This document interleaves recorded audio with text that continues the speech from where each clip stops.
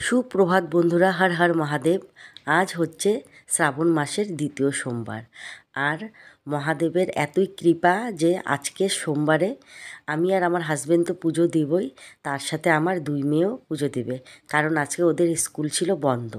সোমবারে স্কুল বন্ধ দেওয়া যায় না, কারণ ওদের সোমবারে টেস্ট পরীক্ষা থাকে প্রত্যেক সোমবারে।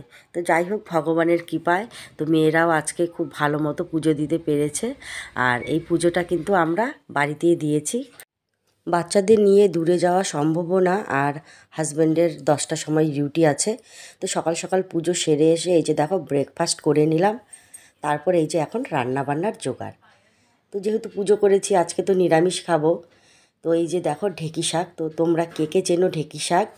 তো যারা উত্তরবঙ্গে থাকে তারা তো আমরা ছোটো থেকে খেয়ে এসেছি। আর বাইরের যারা, তারা এখন অনেকে হয়তো চেনে, কারণ পাহাড়ে ঘুরতে আসে, অনেকেই চেনে ঢেঁকি শাক।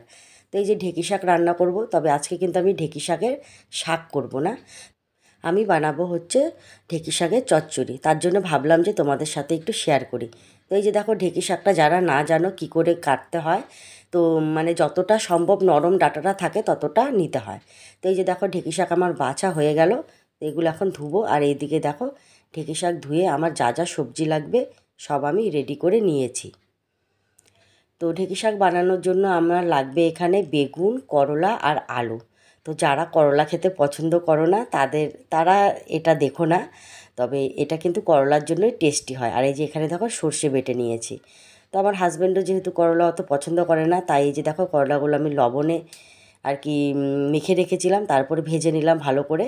আর এইদিকে দেখো কালো জিরা ফোড়ন দিয়ে আমি আলুটা ভেজে, লঙ্কা কুচি আর বেগুনটা দিয়ে, তারপরে এই যে করলাটা দিয়ে ভালো করে নেড়ে চেড়ে এই যে এখন ঢেঁকি শাকটা দিয়ে দিলাম। আমার শাক কাটাটা একটু বড় বড় হয়ে গেছিলো, তোমরা চাইলে আরেকটু ছোট করে কাটতে পারো। মানে আমি আলু বেগুনের সাথে আর কি সমান করে ঢেঁকি শাকটা কেটেছি।